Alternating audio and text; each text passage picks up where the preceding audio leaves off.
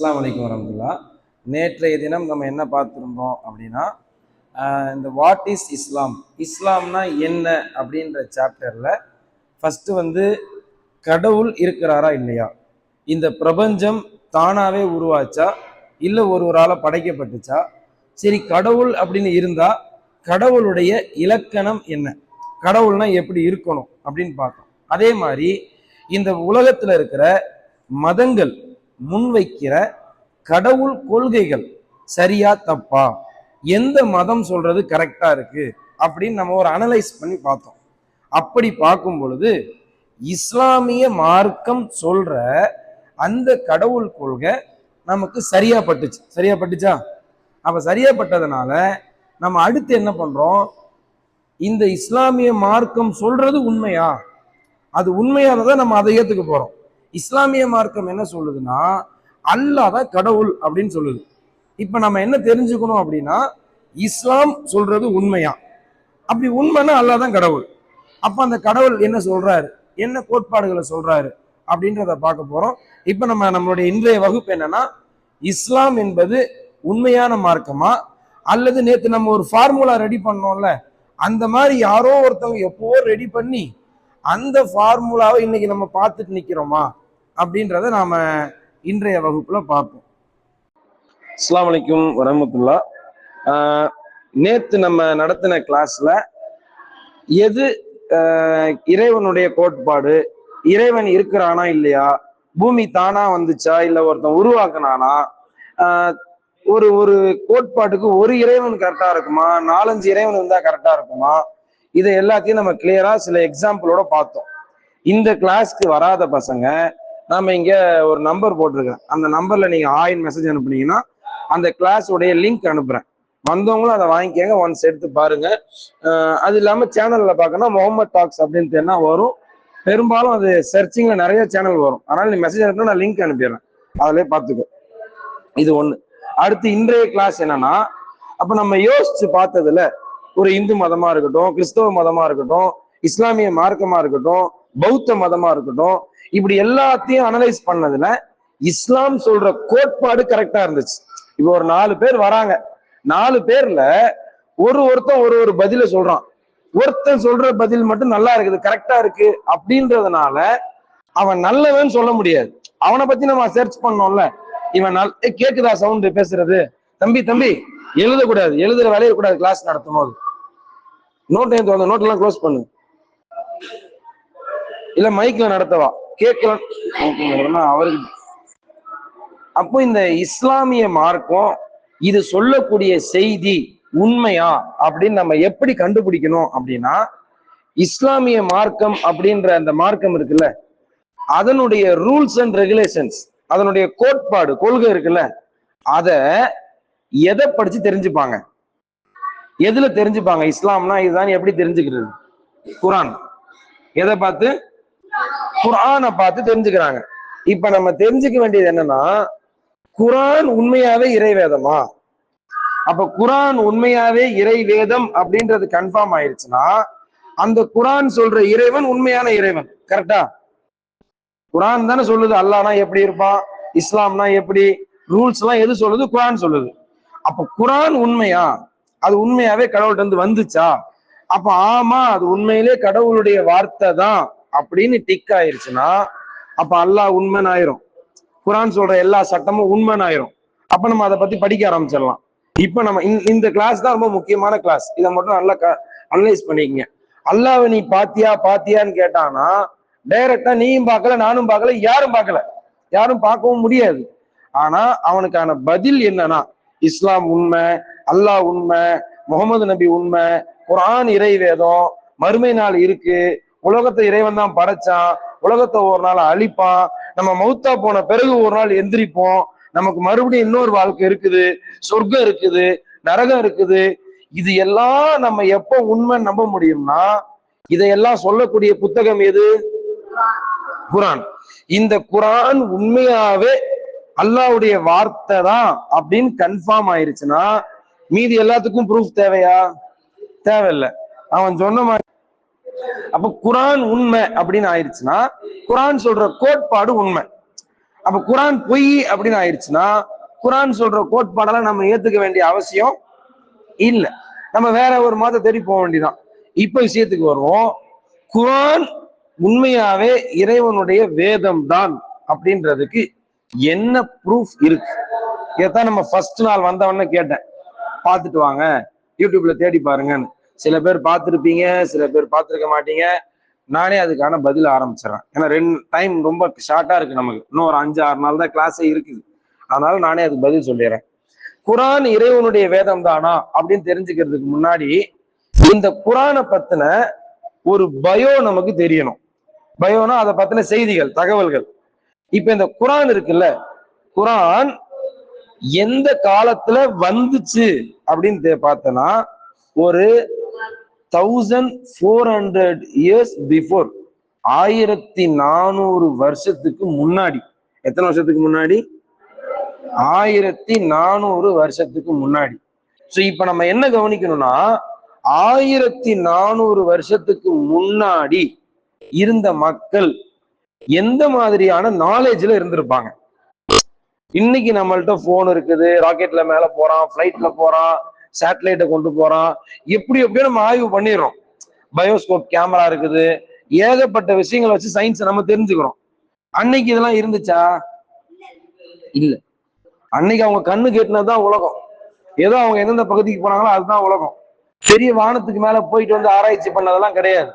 அப்ப அன்றைய காலம் என்பது ஒரு இருண்ட காலம். பெருசா விஷயங்கள் மக்களுக்கு தெரியாது. ஒண்ணு. ரெண்டாவது, இந்த குரான் இருக்குல்ல, இது இறைவன் இருந்து வந்துச்சுன்னு சொன்னது யாரு? யார் மூலமா இந்த குரான் நமக்கு கிடைச்சது? முகமது நபி. முகமது நபிக்கு ஜிப்ரீல் கொடுத்தாங்க. நம்மள்ட்ட கொண்டு வந்து சப்மிட் பண்ணது யாரு? முகமது நபி. இந்த முகமது நபிக்கு எழுத தெரியாது, எழுத தெரியாது, படிக்க தெரியாது. அப்ப எழுதவும் தெரியாது, படிக்கவும் தெரியாது. ஆடு மேய்ச்சவரு, குழந்தையா வயிற்றுல இருக்கும் போதே அப்பா இறந்துட்டாரு, பிறந்த சில காலத்திலே அம்மா இறந்துட்டாங்க. அடுத்தவங்க ஆடை மேய்ச்சவரு, ஒரு வியாபாரம் பண்ணவரு, பிசினஸ்ல நல்லா வந்தாரு, ஒரு நல்ல குணம் உள்ளவர். ஊர்ல அந்த மக்களை அவரை பொய் சொல்ல மாட்டாரு, ஏமாத்த மாட்டாரு, நேர்மையான மனுஷன், நல்ல மனுஷன், இப்படி நல்ல பேரோட இருந்தாரு. ஆனா இந்த எழுத்தறிவு படிப்பறிவு இருக்கு, ஆனா இல்ல.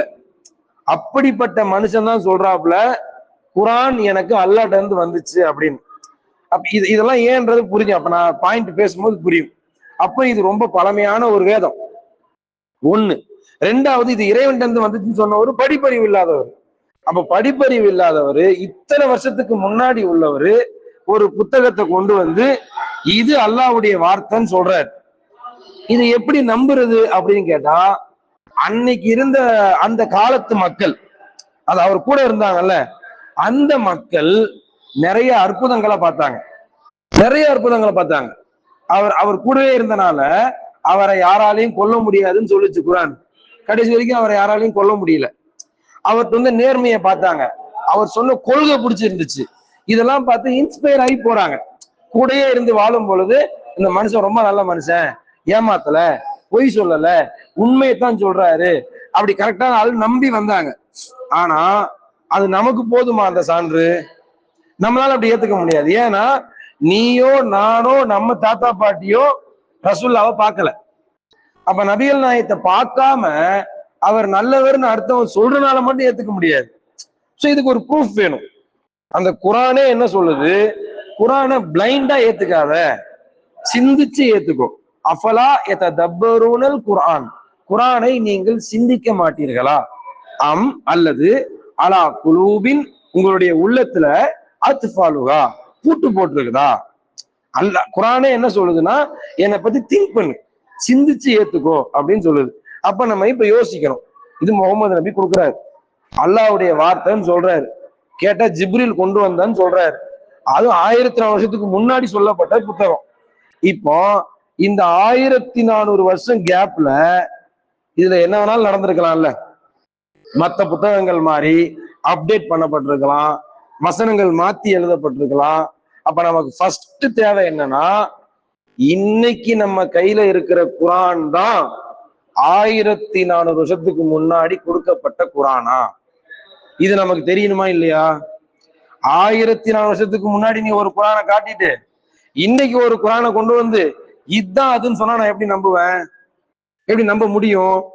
அப்ப முதல் விஷயம் நம்ம தெரிஞ்சுக்க வேண்டியது, இதுதான் மாஸ்டர் காப்பியா, இதான் ஒரிஜினலா? அதுக்கு உங்கள்ட்ட என்ன ப்ரூஃப் இருக்கு? 1400 வருஷத்துக்கு முன்னாடி வந்த குரான் தான் இன்னைக்கு நம்ம பயன்படுத்துறோம்ன்றதுக்கு என்ன ப்ரூஃப்? தெரிஞ்சா சொல்லுங்க பாப்போம். அப்ப நம்ம யோசிக்காம பின்பற்றோம் தெரியுதா? இந்த ஆங்கிள் நீங்க என்னைக்கா யோசிச்சு பார்த்திருப்பீங்களா? இல்ல. அப்ப இதுதான் சிந்திக்கணும். இதுதான் இஸ்லாத்தினுடைய அடிப்படை ஃபர்ஸ்ட் விஷயம். சிந்திக்கிறது. அந்த சிந்தனையை பத்தி மட்டுமே ஒரு மாசம் கிளாஸ் நடத்தலாம். அவ்வளவு விஷயம் இருக்கு குரான்ல. அப்ப ஃபர்ஸ்ட் நம்மளுடைய கேள்விக்கு என்ன பதில் கிடைக்கணும்னா, இன்னைக்கு நம்ம கையில உன் வீட்டுல, என் வீட்டுல, பள்ளிவாசல்ல, ஆஸ்திரேலியால, அமெரிக்கால, ஜப்பான்ல, இலங்கையில, இந்தியால, இப்படி எல்லா கண்ட்ரிலையும் குரான் ஒண்ணு வச்சிருக்கிறோமே, இந்த குரான்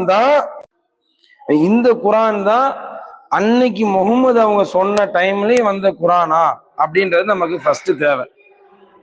அது உண்மையான்னு கேட்டா உண்மைதான். நல்லா புரிஞ்சுக்கோ.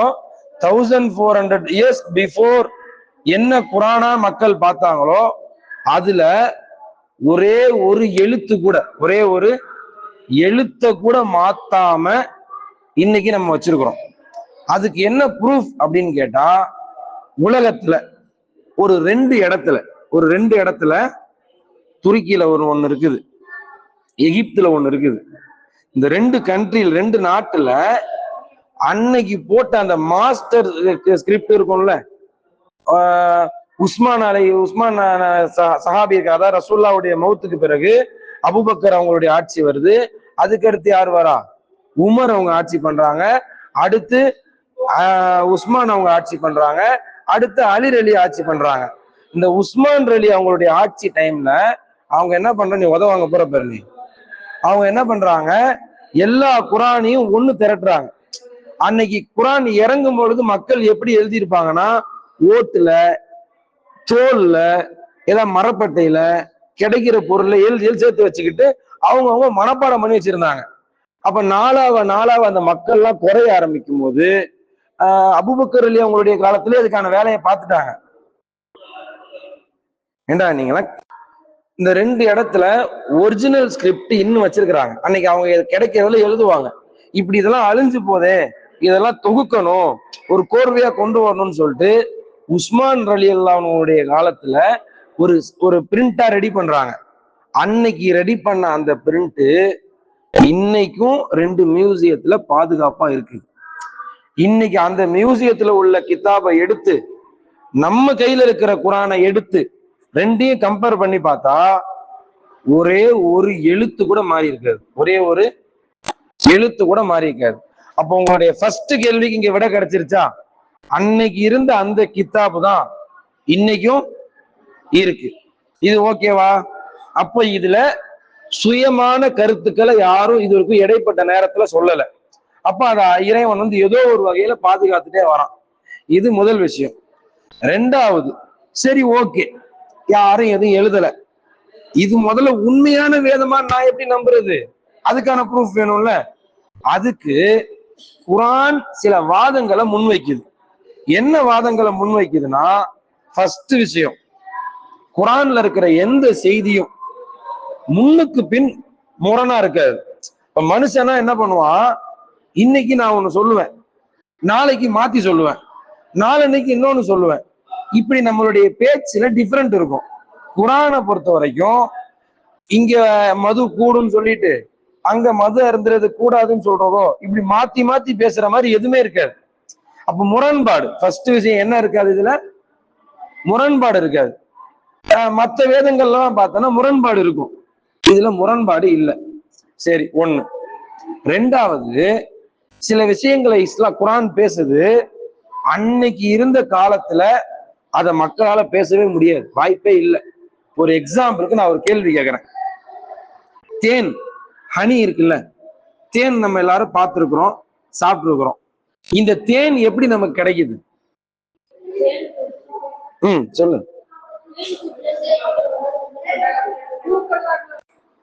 இப்ப நீங்க சொன்னது என்ன சொல்றீங்க, இந்த பூல இருந்து எடுத்து அதனுடைய கூட்டுல போய் அது சேர்த்து வைக்குது, வாயு மூலமா சேர்த்து வைக்குதுன்னு. இவ்வளவு பெரிய டெக்னாலஜி காலத்துல வாழ்ந்துட்டு இருக்கிறோம், நமக்கே இன்னும் கிளியரா தெரியல. ஆனா ஏன்னா இன்னைக்கு கூட கண்டுபிடிச்சிட்டான். எப்படி கண்டுபிடிச்சிட்டான்? எல்லாம் மைக்ரோஸ்கோப் இருக்குது, அதை பத்தி ஆய்வு பண்ண முடியுது, அதை ஒரு விஷனா பார்க்க முடியும். அப்ப அதனால இன்னைக்கு கண்டுபிடிக்கலாம். அன்னைக்கு சொல்றாங்க, குரான்ல வருது, தேனி பூல இருந்து தேனை சாப்பிடுமா. அது அப்பவே சாப்பிட்றோம், எடுத்துலாம் சேர்த்துலாம் வைக்காத, சாப்பிட்றோம். சாப்பிட்டுட்டு அது கூண்டுக்கு போன உடனே அதனுடைய வயிற்றிலிருந்து தேனாக அது வெளியேறும். வாயில இருந்து கக்காது, அது வயிற்றுல இன்னொரு ஓட்டை இருக்கும் அதுக்குன்னு. சாப்பிட்ட போய் அந்த ஓட்டை வழியா அது அதுல போய் சேர்த்து வைக்குது. அதுதான் தேனு. இத போய் அன்னைக்கு யாராவது நோண்டி பார்த்திருக்க முடியுமா? அதுக்கான மெட்டீரியல் அன்னைக்கு இருக்குதா? இப்ப இந்த சயின்ஸ் குரான் அன்னைக்கே சொல்லுது, இப்படிதான் உங்களுக்கு தேன் கிடைக்குதுன்னு. அப்ப இது ஆச்சரியமா இருக்கு. இது மட்டும் இல்ல, இன்னொரு விஷயம் சொல்லுது. இப்ப நம்ம உன்னை கிள்றோம், கிள்னா வலிக்கும் இல்லையா? கிள்னா எல்லாருக்கும் அடிச்சாலோ கிள்னாலோ குத்தினாலோ ஊசி போட்டாலோ வலிக்குது. அதே நேரத்துல அந்த வலி எப்படி நம்மளுடைய மூளை ஃபீல் பண்ணுது அப்படின்னு இன்னைக்கு சயின்ஸ் கண்டுபிடிக்குது. எப்படி கண்டுபிடிக்குது? எதனால நம்மளால வலியை உணர முடியுது சொல்லு பார்ப்போம். மூளை வேற.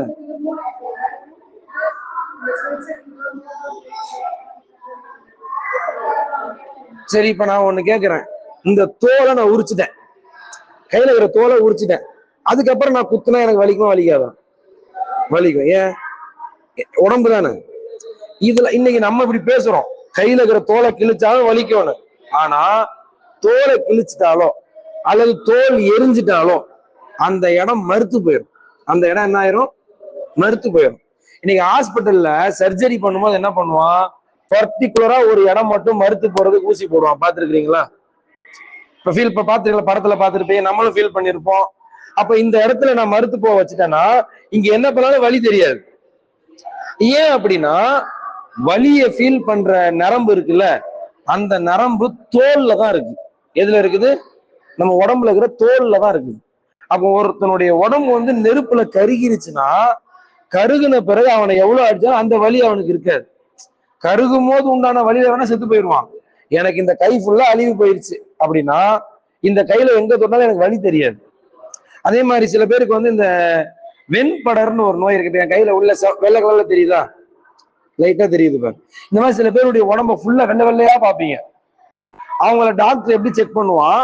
ஒரு ஊசி எடுத்து குத்துவான், வலிக்குதா வலிக்குதா வலிக்குதான்னு கேட்பான். ஏன் அப்படின்னா அந்த வலியை உணரக்கூடிய சென்சார், அந்த நரம்புகள் தோல்ல தான் இருக்குது. இதையும் குரான் சொல்லுது. எப்படி சொல்லுதுன்னா, நரகத்தில் உம்மை போட்டு புரட்டுவோம், அப்படி புரட்டும் பொழுது உங்களுக்கு புதிய புதிய தோள்களை மாற்றுவோம். தோலை நரகத்துல ஏன் உடம்புல இருக்கிற தோலை அல்லாஹ் மாத்தணும் அப்படின்னா, அந்த வேதனையை நீ ஃபீல் பண்ணிட்டே சாகணும், அந்த வலி இருந்துகிட்டே இருக்கணும். அப்போ இது எப்படி முகமது நபிக்கு தெரியும்? அவர் என்ன டாக்டரா? அன்னைக்கு இந்த இவ்வளவு நாலேஜ் இருந்துச்சா மக்கள்கிட்ட? இல்ல. சரி, இத கூட விடு. இன்னொரு விஷயம் இருக்கு. கடல் இருக்குல்ல, கடல். இந்த கடலை பொறுத்த வரைக்கும் எல்லாத்தையும் நம்ம கடலா தான் பாக்குறோம். இப்போ ஒரு இந்தியாவை சுத்தி ஒரு 3 கடல் இருக்குது. என்னென்ன கடல் இருக்கு? இந்திய பெருங்கடல், அரபிக்கடல், பசிபிக். இந்த மாதிரி கடல் இருக்குல்ல, ஒரு கடல் இன்னொரு கடலோடு சேராதுன்னு குரான். இதுவும் கடல் தண்ணி, இதுவும் கடல் தண்ணி, ரெண்டுமே தண்ணி தானே. ஏன் தண்ணியும் சேராது? இன்னைக்கு அன்னைக்கு எவனா இப்படி யோசிச்சிருக்க முடியுமா? தண்ணி தானடான்னு போகும். குரான் சொல்லுது, 2 கடல்களுக்கு மத்தியில் மரஜல் பஹ்ரைனி யல்தகியான், 2 கடல்கள் சந்திக்கிற இடத்துல ஒரு அத்தாட்சி இருக்குது. பைனஹு, ஒன்னோட ஒண்ணு கலக்காது. ஏன் தெரியுமா? பைனஹுமா பர்ஸகுன், அந்த 2 கடலுக்கு நடுவுல ஒரு திரை இருக்கிறது. ஆனா நீ தண்ணியில இதுதான் கடல், இங்க எது ஒரு கடல், இது இன்னொரு கடல்னு வச்சுக்க, ஒட்டிதான் இருக்கும். நீ கையை விட்டா இங்க போய் இங்க வரும், அங்க இருந்து இங்க வரும். ஆனா தண்ணி ஒன்னோட ஒண்ணு மிக்ஸ் ஆகாது.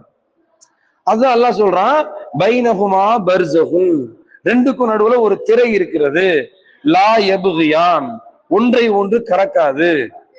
அப்போ இது எப்படி முகமது நபிக்கு தெரியும்? அன்னைக்கு வாழ்ந்த காலத்துல கடல்ல என்னைக்காவது ஒரு சும்மா ஒரு பயணம் கூட போயிருப்பாங்க. இவ்வளவு ஆய்வு பண்ற நாலேஜ் அன்னைக்கு இருந்துச்சா? இல்ல. இத பத்தி குரான் சொல்லுது. இன்னைக்கு கண்டுபிடிக்கிறான், இது உண்மைன்றான். ஏன்னா ஒரு ஒரு கடலுக்கும் இன்னொரு கடலுக்கும் டென்சிட்டி வேற வேற, தன்மை மாறும். அதனால ஒண்ணு ஒன்னோட கலக்கிறதுக்கு வாய்ப்பே இல்லைன்றான். கடல் தண்ணி என்ன டேஸ்ட்ல இருக்கும்? உப்பு கரிக்கும். குரான் சொல்லுது சில இடங்கள்ல மிருதமான இனிப்பான தண்ணி கிடைக்கும். இன்னைக்கு கண்டுபிடிக்கிறோம், கடல் தண்ணியில சில இடங்கள்ல வந்து தண்ணி இனிப்பா இருக்கு, மிருதமா இருக்கு. அப்ப இதை இதை எங்க போய் அவர் குடிச்சு பார்த்தாரு? அவருக்கு எழுத தெரியாது, படிக்க தெரியாது. சரி, இதையும் விடு. இன்னொரு விஷயம் சொல்லுது குரான், வானத்தை பத்தி சொல்லுது. வானத்தை பத்தி நீங்க எடுத்துக்கங்க. சூரியன், பூமி, இதனுடைய ரொட்டேஷன் மெத்தட் என்ன? பூமி சூரியனை சுத்தம், அதானே? அதுதான் மாற்றுக்கு எடுத்திருக்கா? பூமி தன்னைத்தானே சுத்தி கொண்டு பூமியை சுற்றும், சூரியனை சுற்றும். இதான ஃபார்முலா. இப்போ குரான் சொல்லுது, நல்லா கவனிச்சுக்கோ, குரான் சொல்லுது இந்த ஃபார்முலா ரெண்டாவது, இது கிடையாது. ஒரிஜினல் ஃபார்முலா என்னன்னா, பூமி இருக்குல்ல, தன்னைத்தானே சுத்திக்கிட்டு சூரியனை சுத்தும். சூரியன் இருக்குல்ல, அதுவும் தன்னைத்தானே சுத்தி கொண்டு பால்வெளி அண்டத்தை, கேலக்சியை சுத்தும். இந்த கேலக்சி இருக்குல்ல, கேலக்சி தன்னைத்தானே சுத்தி கொண்டு மில்கி வேயை சுத்தும். இத போய் நீ யோசிச்சு பாரு, கொஞ்சம் கற்பனை பண்ணி பாரு. இன்னைக்குதான் பிளைட்ல போறான் வரான் எல்லாம் பண்றான். அன்னைக்கு மேல போய் இதெல்லாம் யாராவது நோண்ட முடியுமா? கேலக்சியை பார்க்க முடியுமா? மில்கியை பார்த்திருக்க முடியுமா? எப்படி இதை அவரால் பேச முடியுது? குரான் சொல்லுது, குல்லும் ஃபீ ஃபலக்கின் யஸ்பஹூன், ஒவ்வொன்றும் தன்னைத்தானே சுற்றி கொண்டு அதனுடைய வழியில் சுத்தி கொண்டிருக்கிறது. அப்போ இந்த மாதிரி குரான் பேசுற விஷயங்களை அப்படியே சொல்லிக்கிட்டே போலாம். அவ்வளவு விஷயம், அவ்வளவு விஷயம், அடுக்கடுக்கா அடுக்கடுக்கா அடுக்கடுக்கா நிறைய சயின்டிபிக்கான ப்ரூஃப குரான் வைக்குது. அப்ப இதையெல்லாம் பார்க்கும் பொழுது நான் கேட்கிறேன், இது ஒரு படிக்காத சாதாரண மனுஷனால அன்னைக்கு சொல்ல முடியுமா? வாய்ப்பு இருக்கா? யதார்த்தமா சொல்லுங்க, வாய்ப்பு இருக்கா? இதுக்கு படிச்சவனுக்கே வாய்ப்பு இல்லை. படிச்சா மட்டும் இதெல்லாம் அன்னைக்கு அவங்க படிச்சிருந்தாங்களா? அவங்க படிச்சது என்ன? மொழியியல், அந்த சிற்பங்கள் செதுக்கிறது, கட்டுமானம், வியாபாரம், இப்படிதான் அவங்க வாழ்க்கை இருந்துச்சு. அப்ப இதை பத்தி எல்லாம் எப்படி குரான் பேச முடியுது? இதெல்லாம் ஒரு எக்ஸாம்பிளுக்கு, சாம்பிளுக்கு சொல்றேன். இந்த மாதிரி நிறைய இருக்குது, நிறைய இருக்குது. இதுல இன்னொரு முக்கியமான விஷயம் என்ன தெரியுமா? பூமி எப்படி உருவாச்சு, அதை பத்தி சொல்லுங்க பாப்போம். இந்த பூமி எப்படி உருவாச்சு? அல்லாஹ் படைச்சான்னு சொல்லாதீங்க, சயின்ஸா பேசுங்க.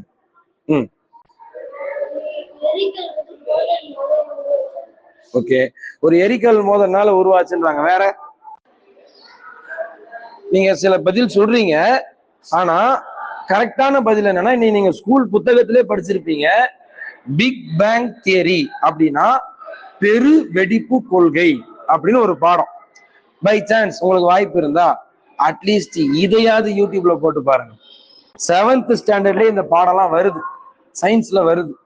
என்னன்னா பிக் பேங் தியரினா, பூமி இந்த அண்டம் உருவாகிறதுக்கு முன்னாடி எல்லாமே தூசா இருந்துச்சு. இவையெல்லாம் ஒன்றாக ஒட்டியது, ஒன்றாக இணைந்தது, ரொம்ப அழுத்தமாச்சு.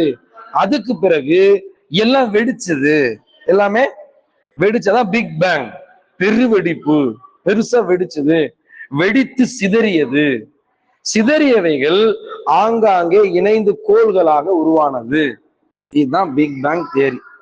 இப்படி உருவானதுதான் பூமியும். இப்படி வெடிச்சதுருச்சுல, அதுல இருந்து உருவானதுதான் பூமி.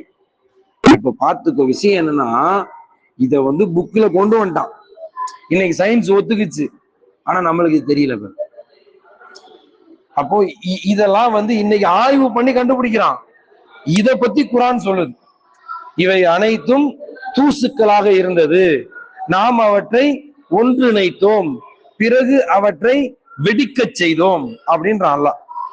அப்போ இந்த பிக் பேங் தியரிய சயின்ஸ் சொல்லும் பொழுது இது தானா நடக்க வாய்ப்பு இல்லை, இதை ஒரு சூப்பர் பவர் தான் இதை பண்ணுச்சுன்னு அவனும் ஒத்துக்கிறான். அப்ப இந்த பிக் பேங் தியரியை பத்தி 1400 வருஷத்துக்கு முன்னாடி முகமது நபியால பேச முடியுமா? அப்போ சும்மா வாய்க்கு வந்ததெல்லாம் சொல்லிட்டு போயிருந்தா ஏதாவது ஒன்னாவது கப்சான்னு ப்ரூஃப் ஆயிருக்கும்ல, பொய்ன்னு ப்ரூவ் ஆயிருக்கும்ல. குரான் சொல்ற எல்லாமே உண்மையா இருக்கு. யோசிச்சு பாரு. இது நம்மளுடைய தாத்தா பாட்டிக்கு இது தெரியுமா? இந்த விஷயம்லாம் தெரியாது. பூமி எப்படி வந்துச்சுன்னு கேட்டா வந்துச்சுடா ஏதோ சாமி படைச்சதுன்னு சொல்லிட்டு போவாங்க, தெரியாது. ஆனா குரான் சொல்லுது இப்படித்தான் பூமி உருவாச்சு அப்படின்னு சொல்லுது. சரி, அடுத்த கேள்வி லாஸ்ட், அதான் நம்ம கிளாஸுக்கு போயிடலாம். இந்த மாதிரி நிறைய ப்ரூஃப் காட்டிக்கிட்டே போலாம். இப்போ உங்க மனநிலையோட சொல்லுங்க, குரான் உண்மையாவே இறை வேதமா இருக்க வாய்ப்பு இருக்கா இல்லையா? ஏன்னா நம்மளுடைய கற்பனைக்கு எட்டாத விஷயத்தெல்லாம் அன்னைக்கு சொல்லியிருக்கு. அப்போ கன்ஃபார்ம் தான், இது உண்மைதான் அப்படின்னு ஏத்துக்கிற மனநிலைக்கு தள்ளப்படுறோம். கடைசியா இன்னொரு ப்ரூஃப சொல்லிட்டு நம்ம கிளாஸ்க்குள்ள போயிடலாம். இன்னொரு ப்ரூஃப் எப்படின்னா, மனிதன் எப்படி வந்தான் சொல்லுங்க போகலாம். இதையும் நீங்க ஸ்கூல்ல படிக்கல அப்படின்னா வேஸ்டா அந்த ஸ்கூல் படிப்பேன். சொல்லுங்க என்ன பை சொல்லுங்க. தண்ணில இருந்து பூமிக்கு வேற, களிமண்ல இருந்து வேற. இல்லைன்னா நீங்க ஸ்கூல்ல என்னடா படிச்சிருப்பீங்க? மனுஷன் எதுல? குரங்கு. ஆட்டம், ஓகே, குரங்கு அதானே படிச்சீங்க. மனிதன் எதிலிருந்து வந்தான்? குரங்கிலிருந்து வந்தான். இதானே படிச்சிருக்கிறோம். படிச்சிருக்கீங்களா? ஞாபகம் இருக்குதா? இது உண்மையான்னு ஏதாவது யோசிச்சிருக்கிறீங்களா? உண்மையிலே மனுஷன் குரங்கு வந்திருக்கிறானா? வாய்ப்பு இருக்கா? உங்களுக்கு தெரிஞ்சதை சொல்லுங்க. அது ஆமான்னு சொல்லலாம் அப்படிலாம் யோசிக்க வேணாம். லாஜிக், ஆமா பை எனக்கு கட்டுதான் பட்டுச்சு அப்படின்னா ஆமா பட்டுச்சுன்னு சொல்லுங்க. ஏன் தப்புன்னு நான் சொல்றேன். அப்ப அது லாஜிக்கா தானே இருந்துச்சு அவன் நடத்துறது. ஏன்னா மனுஷ குரங்க பார்த்துருக்கிறீங்களா? கொரில்லாவை ஜூல எல்லாம் பார்த்தா பார்க்கலாம். அது என்ன பண்ணும்னா நம்மள மாதிரியே தலையை நோண்டும். அடுத்த அம்மாவுக்கு பேன் பார்க்கும், அந்த பேன் எடுத்து கடிச்சு திங்கும், தண்ணி குடிக்கும், புடுங்கி திங்கும், சொரிஞ்சுக்கும். நம்ம சொரிகிறோம்ல, அந்த மாதிரி சொரிஞ்சு சொரிஞ்சு காட்டும், நடக்கும். மனுஷனை மாதிரி திருடும், திருடி திங்கிறோம்ல அந்த மாதிரி திருடும், நடக்கும், அப்படி போஸ்ட் கொடுக்கும். இதெல்லாம் பார்க்கும்போது கோவப்படும். ஓகே ஓகே, போதும் போதும். இதெல்லாம் பார்க்கும்போது அப்ப ஒத்து போதா இல்லையா? இப்ப மனுஷனும் குரங்குக்கும் ஒரு மேட்ச் ஆகுது. இதத்தான் ஒருத்தன் என்ன பண்ணிட்டான், ஆய்வு பண்றான். இந்த மனுஷன் எப்படி வந்திருப்பான் அப்படின்னு யோசிச்சு ஆய்வு பண்றான்னா நம்மளுடைய அணுக்களை எடுத்து பண்ண ஆய்வு இல்லை. அவர் யோசிக்கிறாரு மனுஷன் எப்படி வந்திருப்பான்னு. யோசிக்கும் பொழுது ஒரு கதையை எழுதுறாரு. இவன் குரங்குல தான் வந்தான். அந்த குரங்கு ஆரம்பத்துல எப்படி இருந்துச்சா, அப்படி குனிஞ்சு நடந்துச்சான். கொஞ்சம் நிமிந்துச்சு, கொஞ்சம் நிமிந்துச்சு, அப்படியே நிமிந்து நடந்துச்சு. அப்புறம் கல் எடுத்து அப்படி தட்டி பார்த்துச்சு, நெருப்பு வந்துச்சு, உடனே கொளுத்துச்சு, அந்த நெருப்பு எடுத்துட்டு ஓடுச்சு. அப்புறம் ஒரு பாறையை கல்லா சக்கரமா மாத்துச்சு. அதுக்கப்புறம் மாட்டு வண்டியை யூஸ் பண்ணா. இப்படியே கூடி கூடி கூடி கூடி டெக்னாலஜி வந்துருச்சு. இப்படின்னு பார்க்கும்போது வாவ் சூப்பரா இருக்கே அப்படின்னு தோணும். ஆனா நான் என்ன கேட்கிறேன், ஒரு குரங்கு உட்கார்ந்து யோசிச்சுதான் இது எப்படி மனுஷன் குரங்கா, ஒரு குரங்கு எப்படி மனுஷனா மாறினானா அந்த குரங்குக்கு யோசிக்க ஆரம்பிச்சிருச்சு. யோசிச்சு யோசிச்சு யோசிச்சு யோசிச்சு கொஞ்சம் கொஞ்சமா நிமிந்து நிமிந்து அப்படியே ஒரு மனித ரூபத்துல வந்துருச்சுன்னு சொல்றேன்ல. வண்டலூர் ஜூல பல வருஷமா மனுஷ குரங்கு இருக்குது. ஏதாவது ஒரு நியூஸ் பார்த்திருக்கிறீங்களா? எங்கேயாவது ஒரு குரங்கு மனுஷனாச்சுன்னு எங்கேயாவது நியூஸ் பார்த்திருக்கிறீங்களா? எந்த டெக்னாலஜியும் இல்லாத ஒரு காலத்துல ஒரு குரங்கு மனுஷனா மாறுச்சு. இன்னைக்கு என்கிட்ட இருக்கிற போனை குரங்கு பாக்குது, என்னையே குரங்கு பாக்குது, நம்ம சாப்பிடுற மாதிரி பாக்குது. ஏன் ஒரு குரங்கு கூட மனுஷனா மாறல? ஏன் மாறல? ஏன் மாறணும்? ஏன்னா அது குரங்கு. குரங்கு எப்படி மனுஷனா மாறும்? மாற வேண்டிய அவசியமே இல்லையே. அப்ப இந்த குரங்குல இருந்து மனுஷன் வந்தான்றது ஒரு ஏமாத்து கதை. இது பேச்சு வழியா பரவப்பட்ட செய்தி. சிந்திச்சு ஆய்வு பண்ணி எடுத்த முடிவுலாம் கிடையாது. நல்லா புரிஞ்சுக்கோ. மனுஷன் குரங்குல இருந்தெல்லாம் வரல. ஏதோ அவன் சொல்லி விட்டான், எழுதிடான்றனால கொண்டு வந்துட்டாங்க. ஆனா உண்மையிலே மனுஷன் எப்படி வந்தான்றத குரானும் சொல்லுது, இன்னைக்கு சயின்ஸும் ஒத்துக்குது. ஆனா திரும்ப திரும்ப அவன் சொன்னதே புடிச்சிட்டு நடக்கிறாங்க. யார் சொன்னா மனுஷன் குரங்குல இருந்து வந்தான்னு? மிஸ் சொன்னாங்கடா. அது யாருடைய கொள்கைன்னு கொண்டு வந்தாங்க? பேசிக்கா டார்வின் பரிணாம கொள்கை அப்படின்னு நீங்க படிப்பீங்க. அவன் தான் சொன்னது குரங்குல இருந்து மனுஷன் வந்தான். அவன் யோசிக்கிறான், பார்த்தா நம்ம ஆள் மாதிரி தெரியுது அப்படின்னு யோசிச்சு கதை எழுதிட்டான். அவன் குரங்குல இருந்து மனுஷன் வந்தான் மட்டும் எழுதல. ஒட்டக சிவிங்கி பார்த்துருக்கிறீங்களா? அதுக்கு கழுத்து நீட்டா இருக்கு தெரியுமா? ஏன் நீட்டா இருக்குன்னா அவன் யோசிக்கிறான், அது எக்கி எக்கி சாப்பிட்டுச்சான், அதனால கழுத்து நீட்டா ஆயிருச்சான். ஒரு குரங்கு தன்னை பத்தி யோசிச்சு யோசிச்சு பார்த்துச்சான், அதனால மனுஷன் ஆயிருச்சான். இப்படி அவன் நிறைய கதை எழுதி வச்சுக்கிறான். அதை புக்கிலையும் பாடமா நடத்துறான்.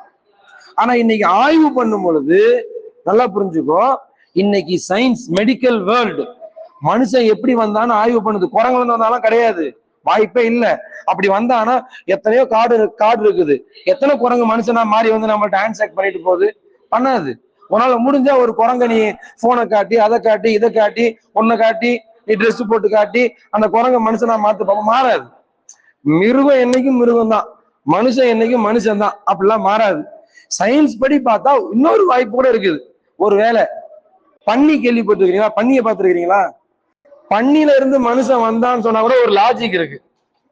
என்ன லாஜிக்னா, பன்னியுடைய இதயம் இருக்குல்ல, பன்றியுடைய இதயமும் மனுஷனுடைய இதயமும் ஓரளவு மேட்ச் ஆகும். குரங்குடைய இதயமும் மனுஷனுடைய இதயமும் மேட்சே ஆகாது. பன்னியுடைய ரத்தம் இருக்குல்ல, அந்த ரத்தமும் மனுஷனுடைய ரத்தமும் ஓரளவு மேட்ச் ஆகுது. இன்னைக்கு கண்டுபிடிக்கிறானுங்க. அப்ப பன்னில இருந்து மனுஷன் வந்தான்னு லாஜிக் இருக்கு. குரங்குல இருந்து வந்தான்னு சொல்ற லாஜிக்கே இல்லையே. அதனால பன்னில இருந்து வந்தான்னு சொல்ல வரல, பன்னில இருந்து வந்துச்சு, குரங்குல இருந்து வந்துச்சு. மனுஷன் எதுல இருந்து வந்தான்? மனுஷன்ல இருந்து தான் வந்தான். அது அதனுடைய மூலக்கூறு களிமண். ஓகே, இப்ப இன்னைக்கு உள்ள உலகம் சயின்ஸ் என்ன பண்ணுதுன்னா, மனுஷன் எப்படி வந்தான் அப்படின்னு ஆய்வு பண்றான். எப்படி ஆய்வு பண்ணிருப்பான்னு நினைக்கிறேன்? சும்மா ஒரு நாலேஜுக்காக கேட்கிறேன். மனுஷனுடைய வெரி குட். எப்படி ஆய்வு பண்றான்னா, இன்னைக்கு அமெரிக்கால எல்லாம் பார்த்தோன்னா மொபைல் டிஎன்ஏ வேன் அப்படின்னு ஒண்ணு இருக்குது. அதுல போயிட்டு சில பேருக்கு தன்னுடைய அப்பா அம்மா யாருன்னே தெரியாது. ஏன்னா வழிகேட்டினுடைய உச்சத்துல இருக்கிற நாடு, அப்பா அம்மா யாருன்னு தெரியாது. அவன் என்ன பண்ணுவான், அவன் ரத்தத்தை போய் அந்த அந்த பஸ்ல கொடுப்பான். அவன் எடுத்து பார்ப்பான், ரத்தத்தை எடுத்து அதை ஆய்வு பண்ணி பிரிச்சு எடுத்து அந்த டிஎன்ஏ டெஸ்ட் பண்ணிட்டு, உங்க அப்பா இவர் தான்ப்பா, அந்த அவருடைய அட்ரஸ் கார்டு போய் பார்த்துக்கோன்னு கொடுத்து அனுப்புவான். அப்ப இது எப்படி கண்டுபிடிக்கிறான்னா ரத்தத்தை வச்சு. அப்போ ஒரு மனிதனுடைய உடல்ல இருக்கிற அணுவை வைத்து, அணுவை வச்சு என்ன பண்ணலாம், அவனை பத்தின ஃபார்முலாவை கொண்டு வரலாம். அவனை பத்தின ஃபார்முலாவை கொண்டு வரலாம். ஃபாரன்சிக் ரிப்போர்ட் எல்லாம் படிச்சுப்பா, அதை பத்தி எல்லாம் பாத்தீங்கன்னா, சிஐடி எல்லாம் கேள்விப்பட்டிருக்கிறீங்களா? சிஐடி எல்லாம் கேள்விப்படல, உளவுத்துறை இந்த மாதிரியான இதெல்லாம் இருக்குல்ல.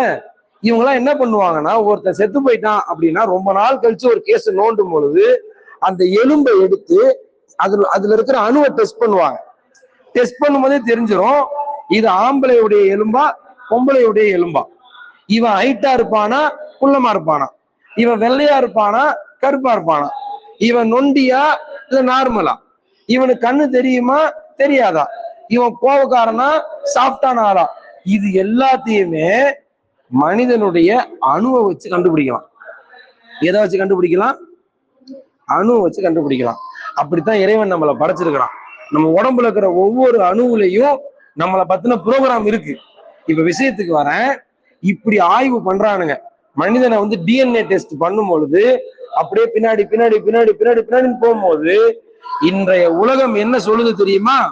மனுஷன் எப்படி வந்தானா, ஆப்பிரிக்கா கண்ட்ரி இருக்குல்ல, ஆப்பிரிக்காவில் ஒரு மனிதன் தோன்றினான். அவன் ஒரு ஆண். மனிதன் முதலில் உருவானது எப்படி என்றால் ஒரு ஆம்பளையில் இருந்து. எதுல இருந்து? நீ கவனிக்கலாம், தூங்குறீங்களாடா? கேட்கும்போது பதில் சொல்லுங்க. எதுல இருந்து உருவானா?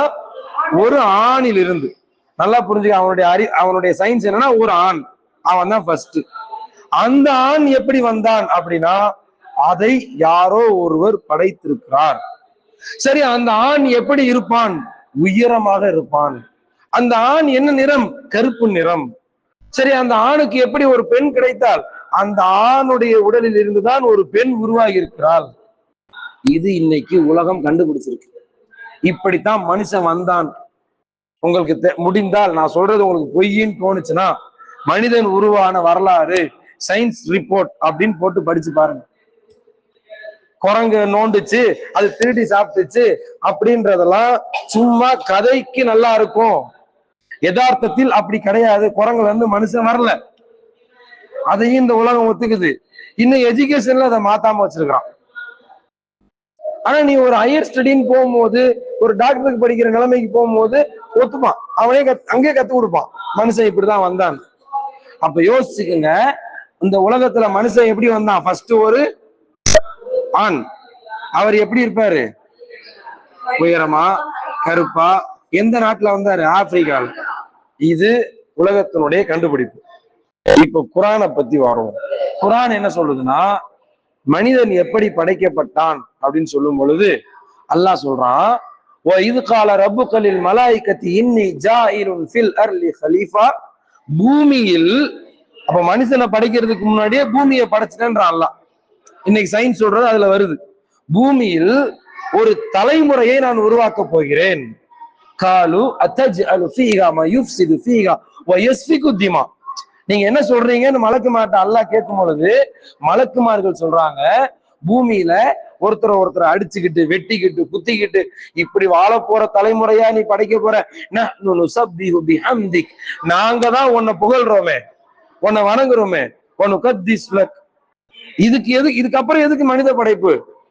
அல்லாஹ் சொல்றான், இன்னி அஅலம், எனக்கு நிறைய தெரியும், மாலா தஅலமூன், உங்களுக்கு தெரியாத விஷயங்கள்லாம் எனக்கு தெரியும் அப்படின்றான் அல்லாஹ்.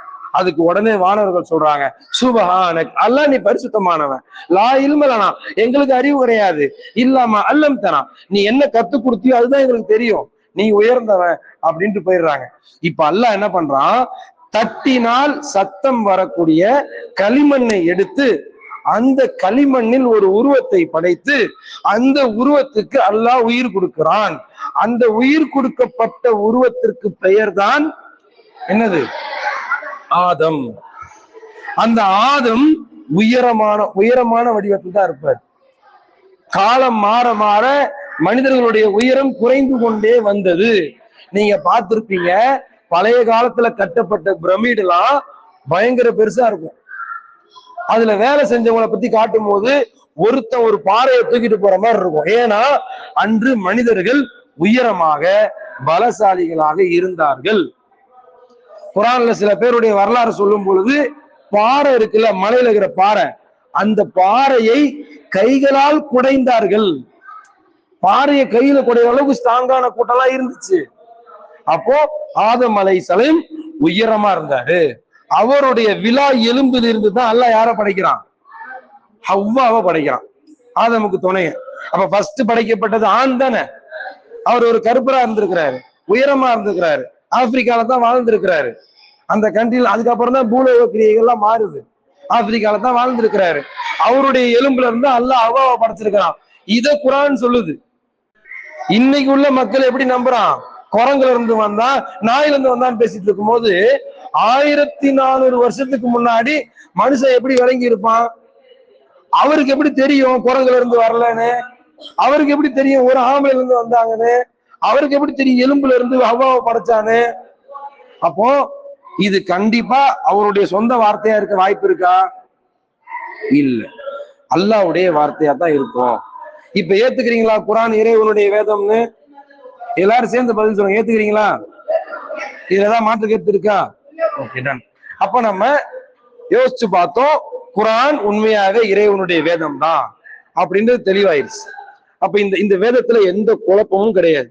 இந்த மாதிரி நீங்க டவுட் கேட்டீங்கன்னா, குரான் அல்லாஹ்வுடைய வார்த்தை தான்றதுக்கு ஆயிரக்கணக்கான ப்ரூஃப் இருக்கு, ஆயிரக்கணக்கான ப்ரூஃப் இருக்கு.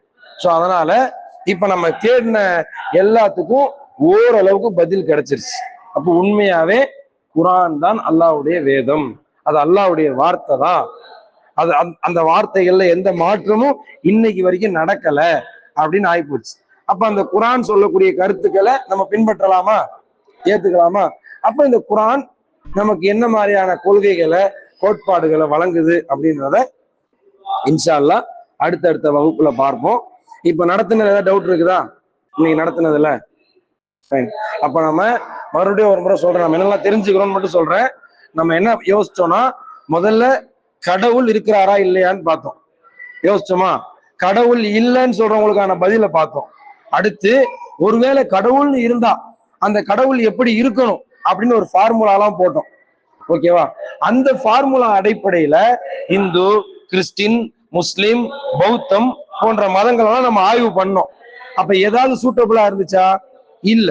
இஸ்லாம் மட்டும் சூட்டபிளா இருந்துச்சு. அப்புறம் என்ன பண்ணோம்? சரி, இஸ்லாம் சூட்டபிளா இருக்குன்றதுக்காக ஏத்துக்க கூடாது, அந்த இஸ்லாம் உண்மையா அப்படின்னு யோசிச்சோம். சரி, இஸ்லாத்தினுடைய பிரதானமான அடிப்படை வேதம் எது? குரான்னு சொல்லப்படுது. அப்ப அந்த குரான் உண்மையா அப்படின்னு இன்னைக்கு பார்த்தோம். அது குரான் உண்மைதான் ஆயிருச்சு. இப்ப குரான் உண்மை என்றால் குரான்ல இருக்கிற சட்டங்கள்லாம் உண்மைதானே, நம்ம ஏற்றுதான் ஆகணும். அந்த அடிப்படையில் குரான் ஹதீஸ் அடிப்படையில இஸ்லாம் ஒரு முஸ்லிம்களுக்கு என்னென்ன சட்டங்களை போதிக்குது அப்படின்றத நாம வரக்கூடிய காலத்துல காண்போம். இப்ப நம்ம பார்த்திருக்கிறது தான் சிந்தனை அப்படின்ற ஃபர்ஸ்ட் சாப்டர் பார்த்திருக்கோம். இந்த சிந்தனைன்றத மட்டுமே ஒரு மாசம் நடத்தலாம். அவ்வளவு விஷயம் இருக்கு குரான்ல, அவ்வளவு விஷயம் இருக்கு. அதனால எதையுமே சாதாரணமா இடப்படாது. ஒரு முஸ்லிம் அப்படின்னாலே அவனுடைய அடிப்படை அடிப்படை அடிப்படை தகுதி யோசிக்கணும், சிந்திக்கணும். எவனோ ஒருத்தன் சொல்றான், எவனோ ஒருத்தன் கேட்கறான்றதுக்காக அப்படியே கண்ணை மூடிட்டு போயிடக்கூடாது. குரானை நல்லா அதிகமா படிங்க. நீங்க குரானை நல்லா படிச்சாலே உலக கல்வியில டாப் லெவல்ல வரலாம். அதனால இன்ஷா அல்லாஹ் வரக்கூடிய காலங்கள்ல குரானை சிந்தித்து படிக்கிறவங்களா நம்ம இருக்கணும். ஸோ இந்த மேப்பு தயவு செஞ்சு யாரெல்லாம் எழுதலையோ எழுதி வச்சுக்கோ. இதை மனப்பாடமா அப்படியே பார்த்து நீங்க எழுத தெரிஞ்சிருக்கணும். அதுதான் முதல் விஷயம். இன்ஷா அல்லாஹ் அடுத்த விஷயத்த வரக்கூடிய கிளாஸ்ல பார்ப்போம்.